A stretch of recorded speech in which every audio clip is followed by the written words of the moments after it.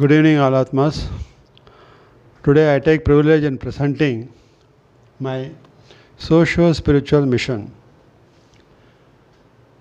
As I just now presented my Vishwashanthi Times newspaper, where I given in from the editor's desk about my proposed Vishwashanthi Yatra to be launched on my 60th birthday on 18th August 2022. To launch this socio-spiritual mission. In this socio-spiritual mission, two aspects are being covered. Social mission covers my dream of India, how I visualize India to be a developed nation. What is the steps we need to take to make our country into a developed nation? So, India, if need to become a developed nation, it is not a single person's job. We all people of India have to join together and uplift ourselves, because Mother India, we are all the children of Mother India. So, in this family of Mother India, each one has got a duty to take care of the fellow brothers and sisters of the country. And we have to extend our helping hand to the needy people to see that their economic status is uplifted. Only when the economic status of all the people of the country is uplifted, then we can say that we are in the developed country status. If you see the Japan, once the Hiroshima Nagasaki, that atom bomb, the bomb was launched, the entire country was smashed. But people of the country, they put all efforts and they have achieved that. Because of the hard efforts put in by them together, they were able to achieve status of developed nation at a very short time. So only when we all join together and contribute our part. Because today, if you see in our country, the concentration of economic power is with a few people, whereas most of the people still starving and suffering from poverty, illiteracy and employment. So, it is our duty, especially concentration of economic power in the sense, if you see in Bombay, few people are becoming billionaires, whereas there is a lot of slums surrounding the main city. Such kinds of slums are there in every city. People are starving for daily survival. The unemployment problem is increasing. The poverty, illiteracy factor is increasing. This is making the people to become the victims of criminalism, terrorism and antisocial activities. We come across daily this chain snatching work done by the youth because of unemployment problem and all these factors. So we have to awaken ourselves where things are going wrong in the society. As an educated person, each and every person has got a duty to introspect, do Atma Vicharana and see what is that we can do to make our country, to make our fellow brethren, to lead a peaceful life. So in that respect, during my Samadhi Dhyan, what in the process of my self-introspection, what has come out that is being presented in my dream of India. And this, I want this to be the dream of every Indian, to make the India as a developed nation. So, in this, my dream of India, responsibilities for each and every person is there. This responsibility is divided into 4 levels. That is called individual social responsibility, corporate social responsibility, political social responsibility, and government social responsibility. These are the 4 levels are taken. And the individual social responsibility, today, compared to 75 years back, today now we are reaching this, we are going to celebrate 75th year of independence. And before the independence and currently if you compare, the education literacy level of the country has increased. And many people who have gained knowledge, who have qualified as engineers in IITs and all, so many people have gone abroad and are working in so many big organizations and earning money. They are NRIs who are working abroad. And there are so many people who are in the upper middle class, higher level category people are there who have grown up over a period of these 75 years. But still, there is poverty, illiteracy and unemployment prevailing in the country, despite 75 years of independence. Whereas Japan, you see, at very short time, the people's economic status has increased and they achieve the developed status. Japan is one of the developed country. So if that is possible, we, an educated people, a spiritual land, if we all people, if we join together, we can really bring in our country into a developed nation, one of the best top countries of the world. To achieve that, under individual social responsibility, what we need to do is, my appeal is that each educated person who is well settled in life, there are so many people, software engineers and project leaders, so many people, they are well settled. They are taking care of their family and they have well housing, all facilities, and they have enough balance. What I suggest is, these people, many people don't know what has to be done by them. They are earning, paying tax and enjoying their life. Whereas people in the remote villages, people in the slums, they are struggling for survival. So what the appeal I am making under individual social responsibility is, people who are well settled in life. Each people have got their own group of friends. In their WhatsApp group, you have a lot of people of the same level. And you have your relatives, you have your brothers and sisters living abroad as NRIs. You are making huge earnings. So my suggestion is, I want these people, you as an individual, you consolidate your friends, your relatives, your brothers, sisters, and form an NGO and mobilize resources and see in the nearby villages. Even you can take your own village where you are born. See, go and see what is the social status we can improve it.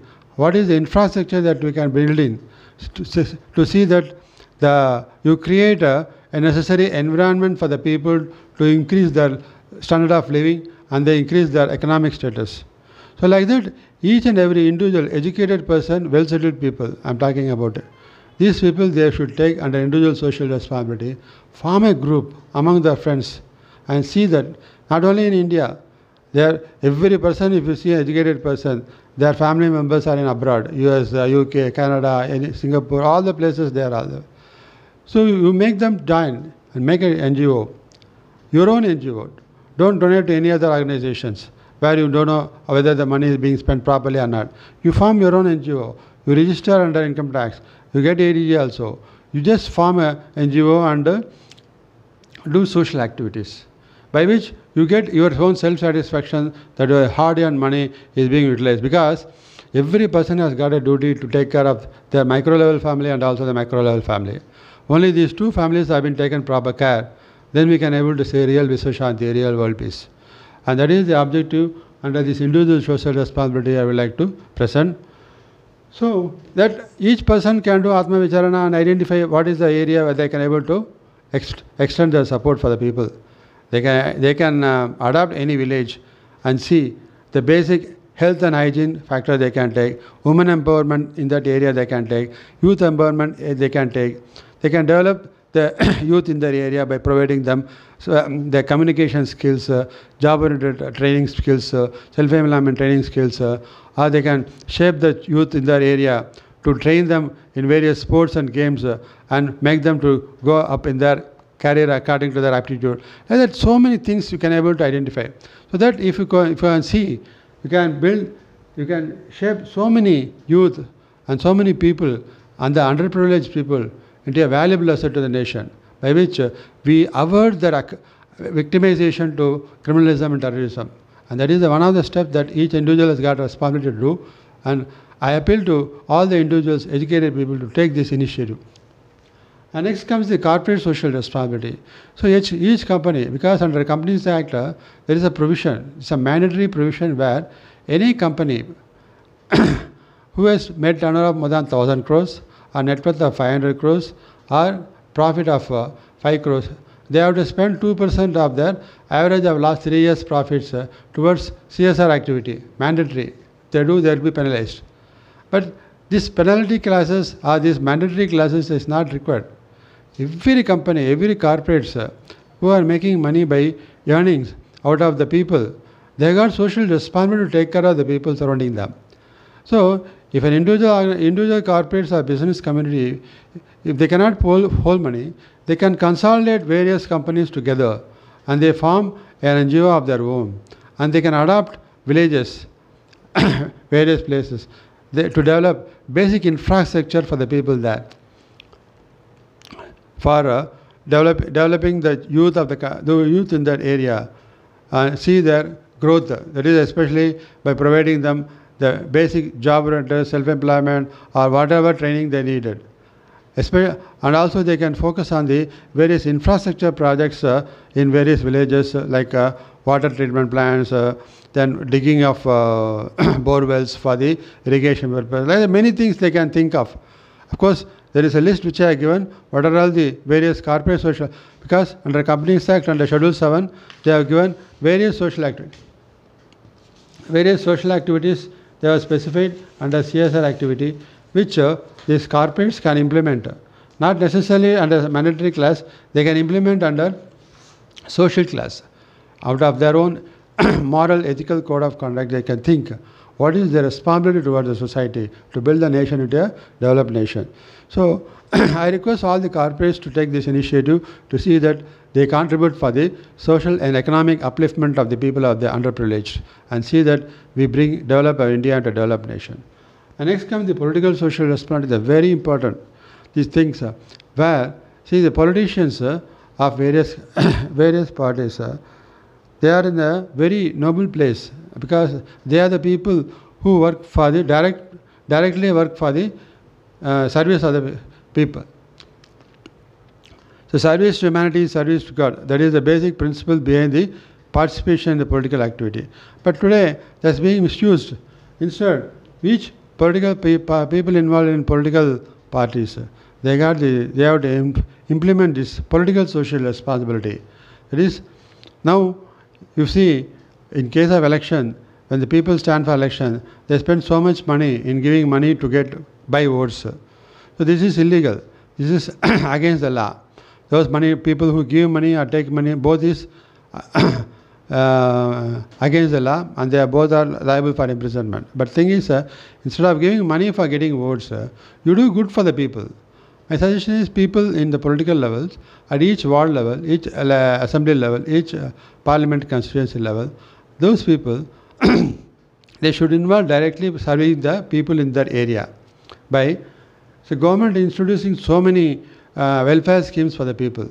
So these schemes have to be identified, and these political parties, they should take the initiative to bring that welfare schemes for directly to the benefit of the people in their wards, in their assembly constituency areas.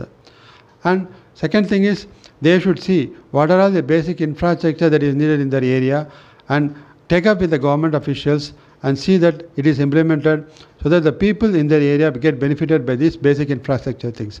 This can be done only by the political parties. So that initiative they have to take.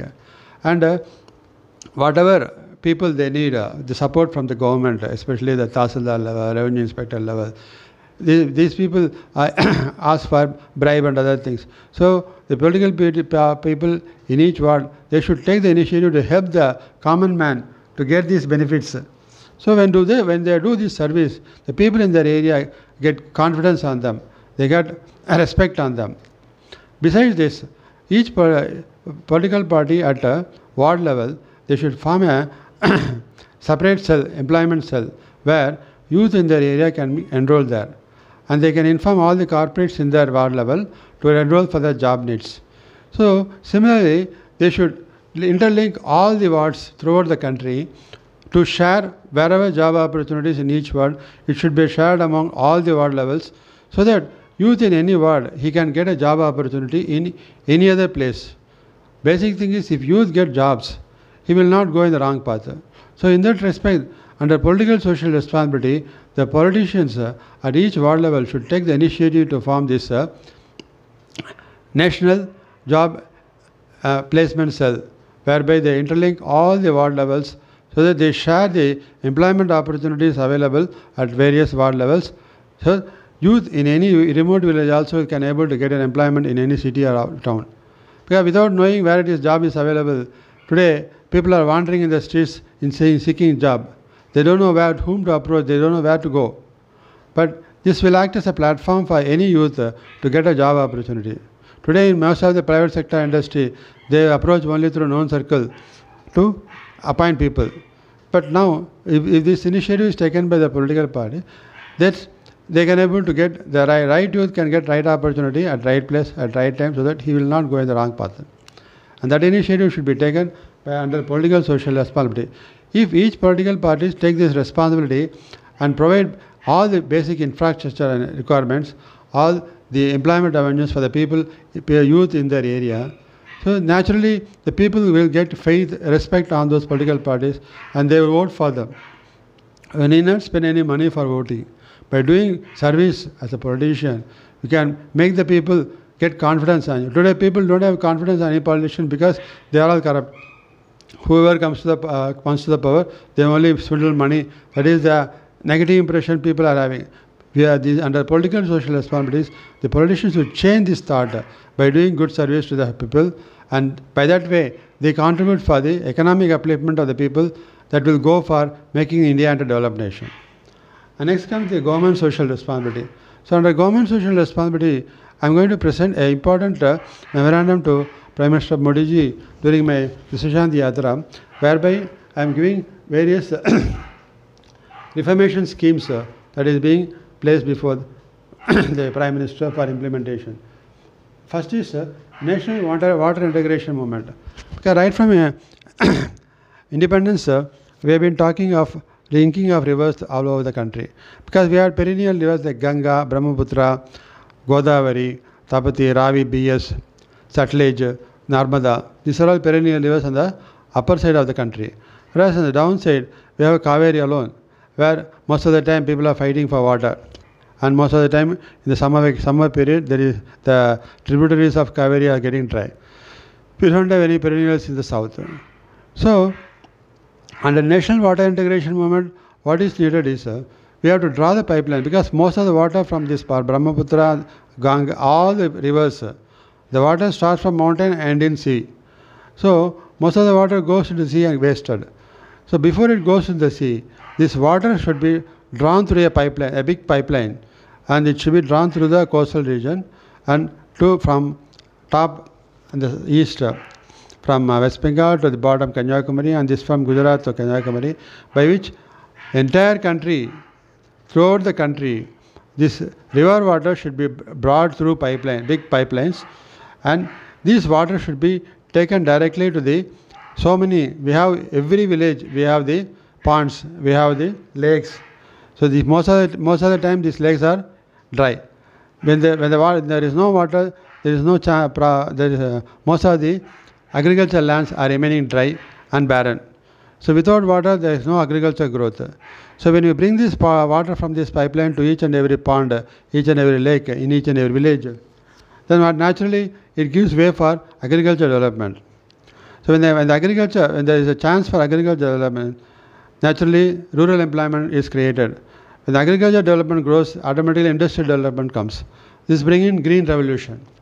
So we have to see through pipeline, because these pipeline can be drawn through expressways, national highways, state highways, by which we can avoid the cost of acquisition of land to lay the pipelines. So maximum we have so many lakhs of kilometers of these government lands. So through this, if we draw the pipeline, the cost of acquisition of land to draw the pipeline can be avoided, and we don't need to construct any big bridges, culverts, dams and all not needed to bring this water. And we are going to bring minimum amount of water. So this water can be used for the irrigation purpose all through the year, by which we can bring in green revolution. This is my dream of how we can bring in a green revolution in India. Besides this, under National Water Integration Movement, we got another important point is the rainwater harvesting. Because we see a lot of floods taking place in most of the country, most of the parts when there is heavy rain, and there is no rain, there is a scarcity.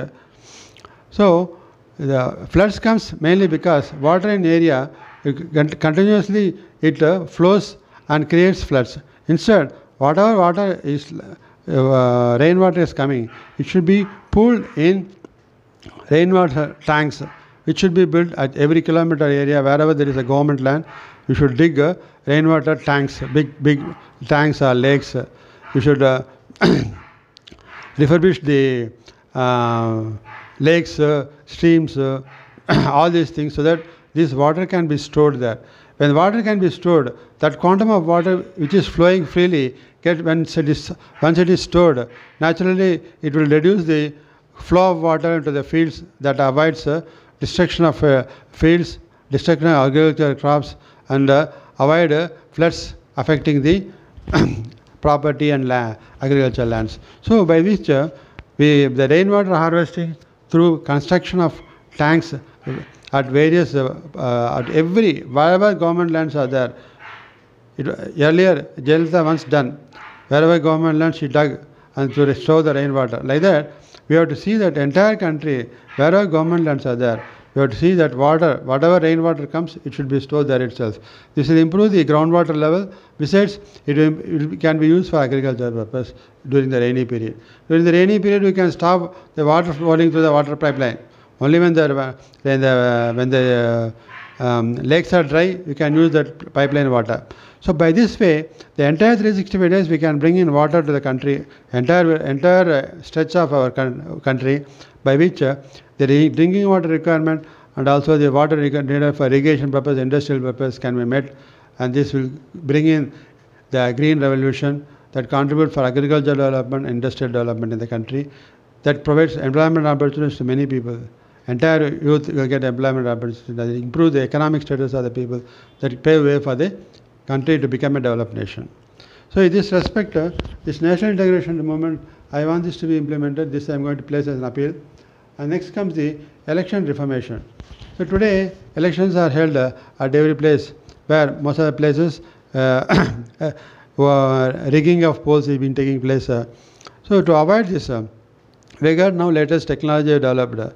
So we need to bring this election to be done. People, if you see, when on the day of election, the percentage of voting is not more than 45 to 50%. So 50% of people are not voting. It means exactly we are not able to elect a right person for the post to lead our country, because the people who are leading the country are only the representative of people in our democratic country. 50% people, when they are not voting, we have to make everybody to vote. But thing is, on the day of election, some people may go abroad, some people may be traveling, some people may be hospital, some people may old people be there, they may not come to vote. So these kind of things happens. So to avoid this, we can use the electronic system. Every person in the world, in the country, is having mobiles. So through every person is having Aadhaar card. So through the mobile, the Aadhaar card, video recording.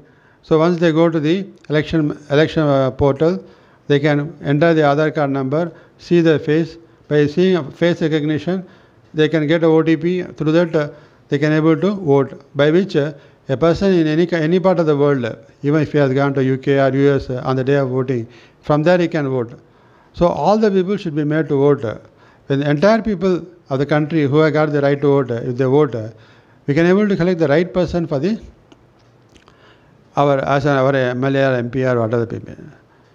So there are so many educated people willing to participate in this government formation, but they are not getting elected mainly because only people having the people voting are only lower category people who have been paid money and get the votes.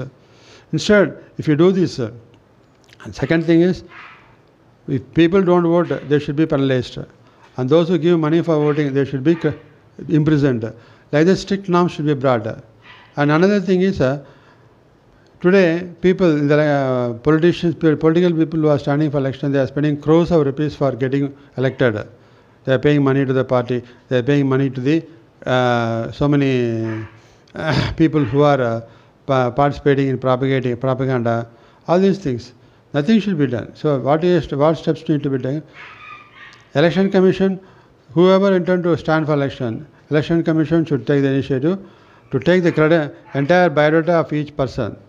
They should in each ward or each MLA constituency or each MP constituency where they are standing, all the candidates should be invited for a press meet, where in the press meet they should be made to present their profile, their credentials and the election manifesto before the people, and this should be telecast throughout the country, throughout the entire ward level or election, by which people will know what is the credentials of a candidate and what is the manifesto, whether he can implement, so by which they can take a decision and vote a person. So when all the people vote, a right person people can elect, because most of the people, educated people are there. Today you see, in voting, most of the educated people are not coming to vote. On the election day, they go enjoy as a holiday. But we have to make them strictly to follow, because instead of going and standing in the queue, and what happens, what these political people are going to do is also not known. So people are afraid of some criminal activity may go in the election booth like that. So some people don't go and vote. Instead, by introducing this electronic voting system, you can avoid everybody can vote, by which suppose a candidate who is well qualified and he has got a very good manifesto for the people, such person can get elected.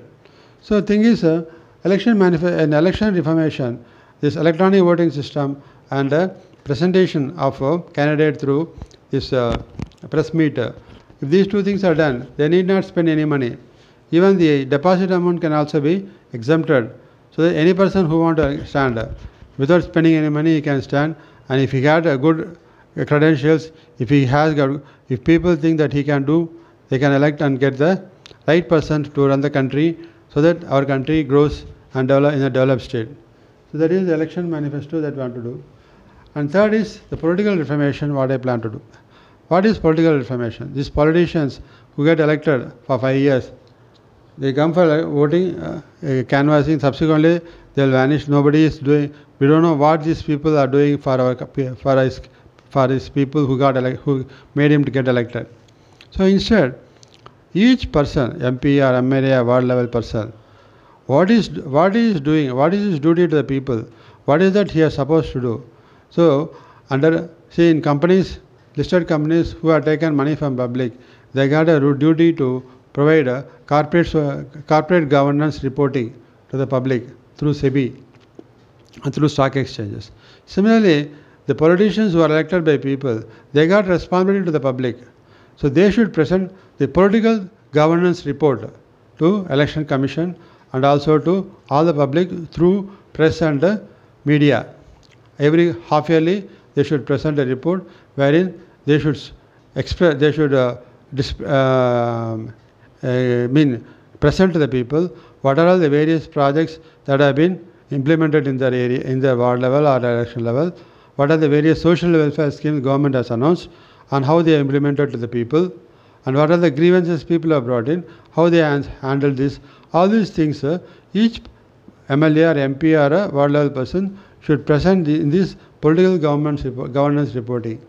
If this reporting is not done by any person, government should take the initial steps to go for vote recall. A recall of the person means if he is not fulfilling his duty in providing the political governance reporting, then he should be removed and the next highest voted person should be made become MLA. So by doing that one, so these persons who are elected, they get responsibility and they take initiative to present this political governance reporting, by which all the programs, all the social welfare programs that has been announced by the government, that is properly reaches the people, which contribute for the economic growth of the people, and that is very essential for making the country, for making the individual to attain this developed nation of the country. And next comes the tax reformation. So here in the tax reformation, today only few people are paying. The maximum you see under tax net, there are so many people in a business circle, they are paying no tax at all. Instead, we have to bring tax at the, instead of income tax, we should make expenditure tax. So whoever sells any product, that is at the sales point, I am selling a product, the person who is making the payment at the payment register, we should deduct tax and make the balance payment. So when that happens, at the time of filing returns, whatever TD is deducted, after adjusting expenditure, whatever refund he can claim. So at the expense stage, if the tax is deducted, because most of the people, they don't have money at the time of paying tax. Instead, at the expenditure stage itself, the tax should be deducted, whereby, and the tax net also should be brought to the minimum, up to maximum 10 to 15%, so that more people will come under the tax net and the government get more revenue.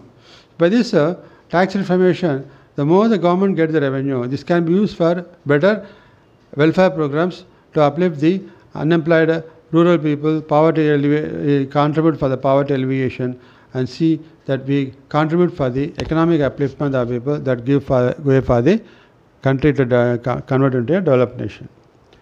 Next comes the monetary reformation.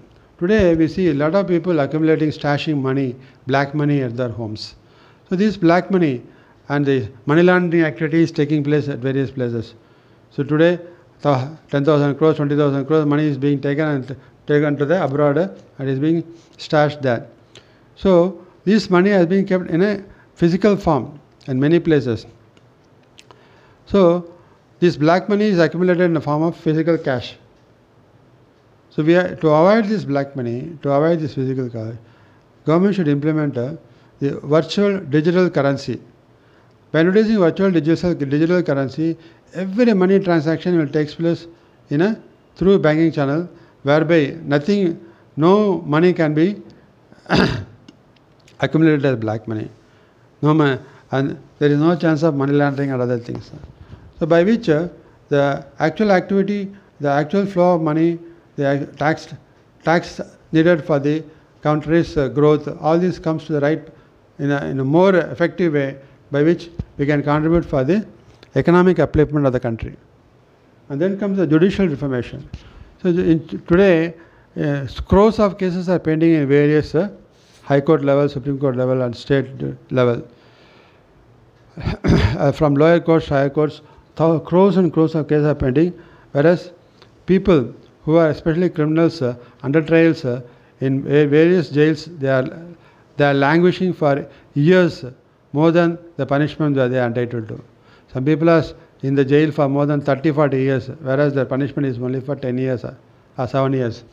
And by the time they get the judgment, they already become old. Such people are there in the many of the jails. So this is mainly because our judicial system, we lack so many judges, we lack so many courts to handle the cases. So we have to bring in a system whereby any case, it should be disposed with maximum 3 to 4 adjournments. Within 1 year, 1.5 years, it should be cleared. In Singapore and all various countries, they pass the judgment with maximum within 1 to 1.5 years from the date of filing. But here, the cases are prolonging for years together. So we should avoid that. We should bring in a change whereby the cases should be disposed at the earliest, for which more number of courts should be established at each MLA constituency level, so that under each constituency level, whatever cases pertaining to civil or criminal or corporate or legal or taxation, all these things should be handled there itself, and it should be disposed at the earliest. So by which crores of cases will come down, and the people languishing in the courts, in the jails, should come down. We should bring a perfect judicial system by bringing the judicial reformation, and maximum, instead of some people say because of ill health they could not come, they seek adjournments. We can bring in the virtual hearing cases whereby people, even in the hospital, they can attend the hearings and see that the adjournments are avoided. So virtual hearings and the virtual judgment should be brought in, whereby all the judgments will reach the person in time, and all the hearings should be taken place in time. Like this judicial reformation we have to bring to see that the cases are disposed at the earliest. And next comes the education reformation. So in our education system, each state has got their own education system. There is CBSE system, the ICSE system, the state board level. So each boards have got different level of standards, because of which the students struggle in getting their higher studies. When they go for higher studies, they could not be properly placed. We should make a uniform education system throughout the country. There should be one single syllabus for all the entire country, whether it is, there should not be CBSE or state, all the people, they should follow single education system, so that in country, everybody should have the same standard of education. Like that we need to bring. And in the education, you should not only go by rote education, analytical education should be done. Along with that, spiritual education should be also implemented. In the olden days, in Gurukula Vasam, people are trained spiritually. They should be made to know about the spiritual values of life.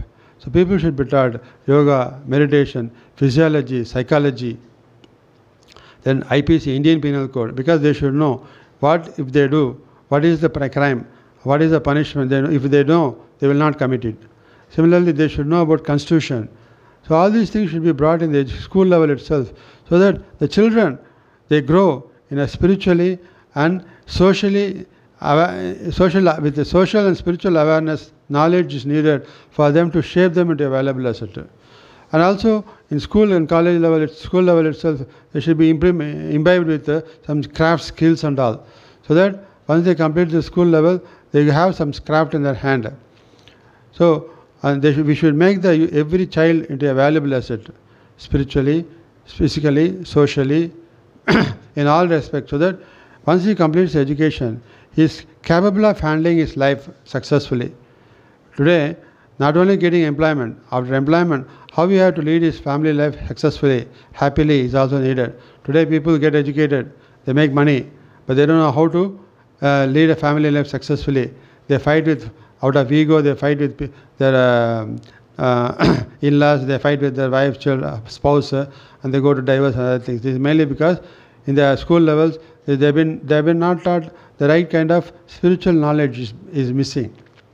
So, like Gurukula Vasam, we should see that each child should be brought in a proper spiritual base, so that they should not get anger, they should not get jealousy, they should not hatredness, they should not get a cunning nature. Instead, they should develop broad-minded kindness, patience, perseverance, dedication, involvement, love and affection towards all. These kind of positive traits they should be imbibed. So by which we can bring in the education. In the education system, they should be brought right from the child level itself. And they should be uniform throughout the country. And this is my dream of how this education reformation should be brought in. And next comes my social missions, where I am going to present my Atma Siddhi Yoga at 7 stages of life. This is my vision is, my dream is, all the people in the country should lead a happy and peaceful, successful life that make them to lead, bring in economic upliftment, social upliftment, and they contribute for the entire country's growth. So at each stage, people at each stage of life, the intellectual level changes and the environment changes, the situation changes. So whatever be the situation, they should face it successfully and achieve growth in their particular area, particular life period. So Atma Siddhi Yoga for kids 1 to 5 years, Atma Siddhi Yoga for children 6 to 12 years, Atma Siddhi Yoga adolescents 13 to 19 years, Atma Siddhi Yoga for youth 20 to 26 years, and for adults from 27 to 40, and for elders 41 to 60, and for seniors above 60. This because people say, what is the meditation, all these things is same. But thing is, one has to face the situations at the time, how we have to react. It changes from stage to stage. A person experience the situation what a person at 60 years faces, a person at 60 years faces varies. And at the time when we face the situations, how we have to react it and see how we achieve success matters a lot. Not just closing eyes and doing meditation is not the factor. One has to know that introspection aspects has to be taken, presence of mind has to be taken, and how they imbibe the qualities in them, and at each stage of life varies, and this should be practiced so that they can able to overcome their inner weaknesses to see that they achieve success at each stage of life. And this is being presented through my Atma channel, through videos. This will be presented over a course of time. Now I have presented 2 stages. I am going to present balance 5 stages. So the thing is, people can practice it from home. Because spiritualism should not be sold. You are a spirit. Each person is Atma by himself. People are now selling spiritualism. It's not required. Because you can practice by yourself and see that you grow yourself. So that's why my Guru has told to present it to all the entire world as his knowledge. Because it is not my knowledge, it is his knowledge. And he wants the people, because Atma is same in all. Atma is omnipresent. So he wants, and he is present in each Atma.